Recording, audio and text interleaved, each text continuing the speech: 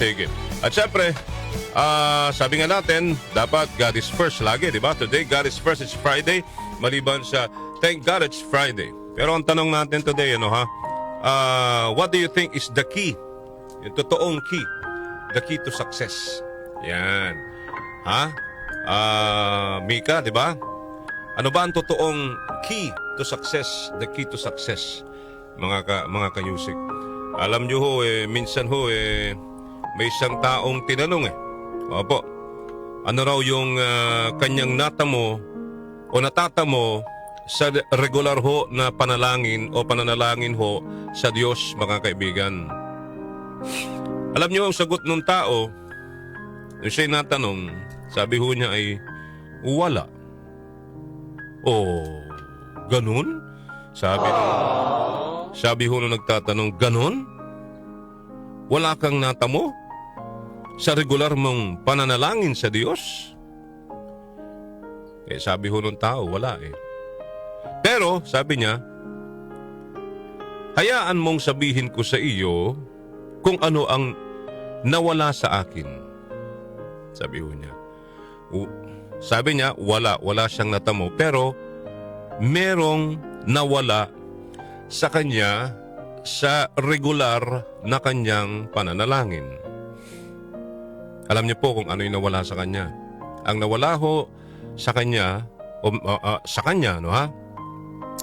ay ang galit, kayabangan, kasakiman, depresyon, kawalan ng kapanatagan, at takot po sa kamatayan. Alam niyo ho, minsan mga kaibigan, ang sagot po sa panalangin natin ay hindi sa pamamagitan ng pagkuha, kundi sa pamamagitan po ng pagkawala. Na siyang tunay ho na pakinabang. Di ba? Kasi gusto natin lahat pag nagdasal tayo, gain Yung, alam nyo, one-way street lang no? Yung parang pag nagdasal ka, yung hinihingi mo lagi is yung para sa kaginhawaan ng buhay. Pero minsan hindi ho natin naiisip yung pwedeng mawala sa'yo, mawala yung mga, alam nyo po yun, yung mga hinanakit, yung mga extra baggage po sa buhay natin na siyang dahilan bakit po tayo nagkakasakit. Diba? Alam nyo ba na yung galit, inakapagbigay ng sakit ho yan, yung kayabangan, sakit pa rin ho yan. Yung kasakiman ho, nagbibigay din ho ng sakit yan balang araw. Depresyon, hindi ba? Opo. Yung kawalan ng kapanatagan, nai-stress ka. Tama po. Nakakapagbigay ho ng sakit po yan. Yung takot ho, mga kaibigan, hindi po ba?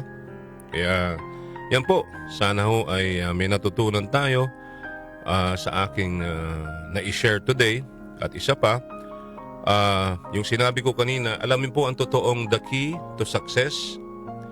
Ang tunay, diba, na susi ng tagumpay ng isang tao ay hindi yung magkaroon ka ng napakaraming negosyo, napakalaking negosyo, napakalaking building, sobrang yaman. Hindi po yun.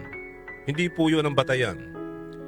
Ang totoong susi sa tagumpay ng bawat isa sa atin is to what? Put God first, mga kaibigan. Yes, put God first. Kaya nga sabi sa Mateo, unahin ninyo ang mapabilang sa kaharian ng Diyos at ang pagsunod sa kanyang kalooban at ibibigay niya ang lahat ng pangangailangan ninyo. You see? Ang linaw, di po ba? Napakalinaw ho nung sinasabi ho sa Mateo 6:33. Unahin ninyo ang mapabilang sa kaharian ng Diyos at ang pagsunod sa kanyang kalooban at ibibigay niyang lahat ng pangangailangan ninyo. Ang daming negosyante dyan. Successful daw sila. Pero ang totoo, namumroblema sila. Gumigewang ang kanilang negosyo. Why? Kasi hindi nila inuuna yung kaharian ng Diyos at pagsunod sa kanyang kalooban. Inaangkin lang nila yung kanilang success sa buhay. at hindi sila naniniwala na without God, we are nothing. Without God, hindi ho natin makakamit yung success na sinasabi ho natin sa buhay. Amen? Sana po, may natutunan tayo ngayong umagang ito with regard to pagkamit po ng ng success. Di ba? Yung rurok ng tagumpay sa buhay po natin, mga kanyusik, no? So, amen. Amen to that. Alright? So, Amen! just remember, sabi rin ho, when the time is right, the Lord will make it happen. So keep the faith for God. For God can change your story. And soon, you will smile and forget your moments of sadness.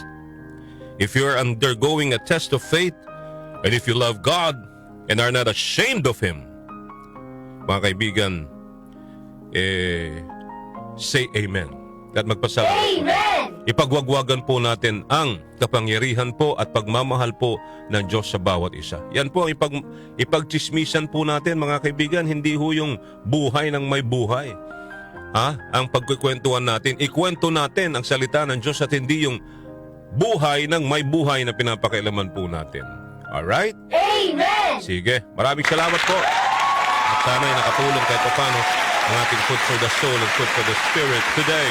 Joel Grospe at Darlene Olaño sa OMOK.